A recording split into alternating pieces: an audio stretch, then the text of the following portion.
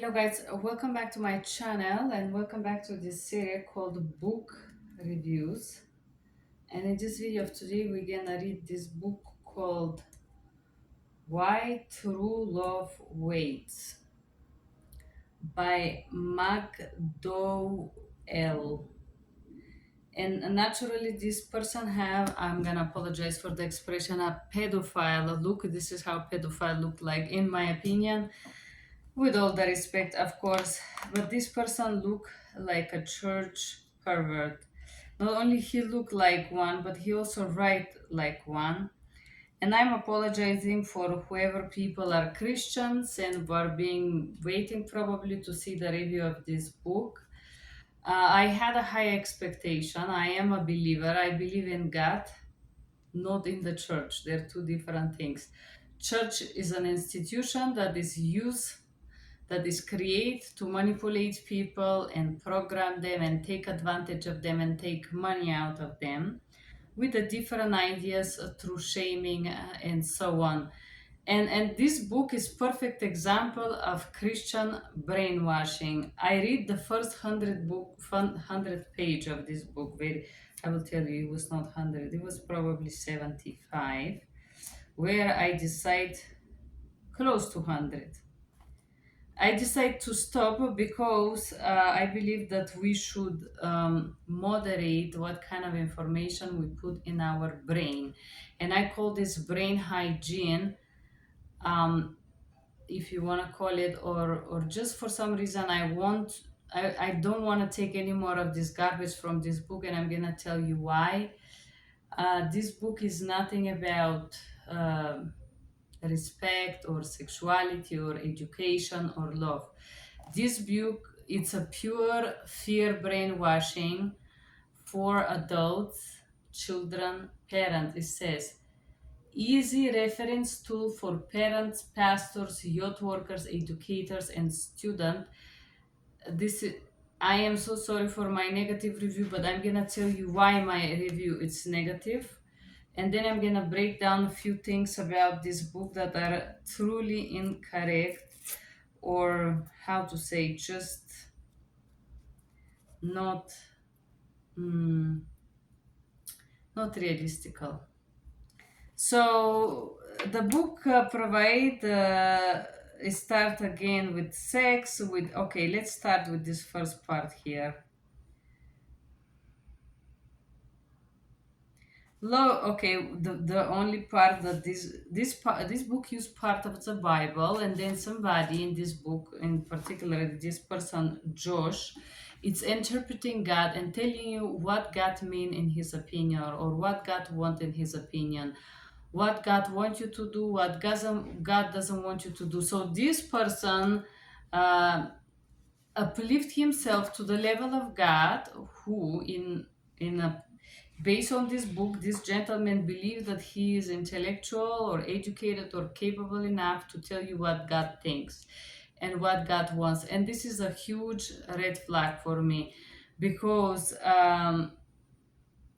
you as a human with your limited brain cannot interpret God. You cannot guess or teach others or approach or educate others what God wants. Because what God wants for you, sir, maybe not for everybody else, right? So I absolutely dislike this book, and I will tell you, this book uses scriptic phrases like, for example, Corinthians. Love is patient, kind. Love is not jealous or boastful or proud or rude. Love does not demand its own way. Love is not irritable, and it keeps no record of when has been wronged. It is never glad about injustice, and so on. So this is this portion of Corinthians. Love is kind. One of very beautiful verses of this of the Bible. Uh, but love is not sex. So this person have the two things very confused, because you may love somebody and not be sexually attracted to them, or you may be sexually attracted to someone that you do not love, right? And then he said the yacht disturbing facts. And then I don't know where this gentleman get those from, but it doesn't say, but obviously maybe it's his opinion. Non-virgin students 12 13 is 12, age 12 to 13. Like, how this pastor decide that children at 12, 80% have sex? Like, where is this coming from? I know that here in America uh, are like, anyways, number of students reporting age at first sex 12 and under. So the first, it's just, this is very like lewd and dirty and nasty book about sexuality, and talk about the age, and if they were supposed or not supposed, or if they met and how these people had sex. It just seemed like this person has some perverted fixation on when younger people have sex, and this has nothing to do with Bible, or it just perverted, this is just purely perverted for me. And I went ahead because I wanted to make sure that I dislike this book, and I'm just gonna comment. So and then the book proceed with saying some very not realistical statements about STDs. Uh, Younger women are at greater risk. Everybody is at risk of sexually transmitted disease. Everybody who have a sexual intercourse. And then for some STD, he says women have a physiologically increased susceptibility to infection due to increased cervical ectopy and lack of immunity. Well, if a person is sick, older men as well have higher risk, not only older females. If they have other disease, for example. So this, whatever this person put together is taken out of proportion and provides some unrealistic point of view. Another review showed that adolescent women are more susceptible to sexually transmitted disease. They have lower antibody levels, and therefore likely to become infected. This is a lie. Every person, every human have a different antibodies for sexually transmitted disease. By the way, if you guys don't know, antibodies and the biological system to fight disease and infection start to develop as a very young children. When we take microbes, we touch them, we get sick, we cough, and so on. This is how our immune system is built. Uh, Women are biologically, no, this is total lie. Older men, equally as older women, can be equally predisposed to disease. But if you are a healthy individual overall, and if you do sports and you take care of your body, having a certain age doesn't make you at higher risk.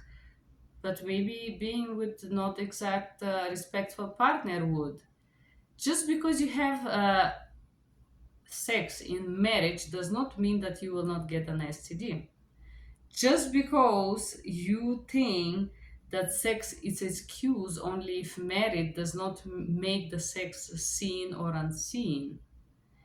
It's just a fantasy, and this priest here, it's completely brainwashed whoever is gonna read this book about how horrible sex is. And then this first portion until page 60 talk about the sexual transmitted disease, high cost of being unmarried teenage mom. This is so ugly. So the cost of a child is equal if you're married, not married, have 2 husbands, 10 husbands, 10 lovers, or no. The cost is exactly the same. The child, there is certain cost for diapers and milk and whatnot. It's not like you being unmarried make you a burden of the society, but these not very healthy individuals imply that in this book. The challenge of continuing education, basically, he said, you're not gonna finish education. This is not true. I have a lot of I know some people in my school, in my childhood, who were pregnant early. They delivered the baby, they finished high school, and they graduated. There is a lot of people that I know who made an abortions at a young age and who never finished university. There is other people who were not pregnant and were virgin and they were not able to graduate university because these statistics here are very fantastic. Financial burden, and then he proceed with telling that your burden, pregnancy, you need adult support not only when you're pregnant, you always need support for the rest of your life, emotional, spiritual price, bullshit, the high cost of a child, disturbance risk again with STD, the problems, the ultimate price, the side. So very, very sick. This book is total garbage. Honestly, if I was in Eastern Europe, I would probably burn it. But I am here in America, so I have to act like American rat. Reason kids don't wait for sex, and there is some another very strange reasons. Early dating, early sex is not true. Alcohol and drugs. Why your child will be on alcohol and drugs? Very probably because you abuse them. Word control is feels good. It's not true that teenagers feels good. I have talked to 100 girls and all of them, I don't know one person that says the first time sex was great. For girls is never amazing. So this is just some perverted fantasy here. One things lead to another. And this book continued to backlash in some very weird, uh, the promoted values and then the pressure of the society. He says that I don't remember society. I owe it to him. Yes, here in America, this is must. Not only if you're virgin or not virgin, or school or not school. American males, maybe lack of basic education and respect because America is built upon prisoners. Having sex with me will prove you your love. This is manipulations. Sex proof that I'm adult. Having sex does not make you adult, and not having sex doesn't make you adult. As this person that wrote this book, 500 pages with total nonsense. And then he talked a little bit about media. The media is trying to sell something. Also, this gentleman is trying to sell this book and his opinions here. And the lie is sex create intimacy. Lack of sex does not create intimacy either. Starting sex early will help you get to know one another, better partners later. That's a lie, but of course, not doing sex also will not make you know one another. Manipulating somebody with denial of sex, it's total garbage, but you can try this. Mm, Casual sex without long-term commitment is fun and freeing. Casual sex could be fun. I don't know if could be freeing, but could be also horrible. Who said that this is true? So this is just some fantasy this gentleman had. If you don't express your sexual freely, you must be repressed, sick, or prudish. Expressing your sexuality freely does not mean sleeping with a lot of people, by the way. And having sexuality, healthy sexuality, does not mean denying your sexual needs. Sex is freedom. Not having sex is not also, it's not freedom either. Bullshit. Then he talks about the television, the pornography, of course, because probably this gentleman is into pornography and all Americans are into this media's deception. And then he said that this deceived the values, emotional reason. And then he talked about parenting. I am afraid to imagine who was the children of this person. Divorce, broken kids,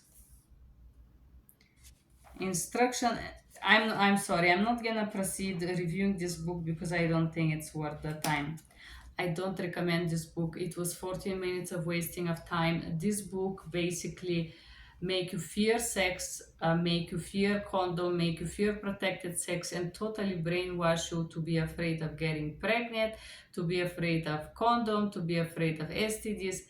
And just maybe what in the end I'm pretty sure suggests is to go to this gentleman and confess your sin.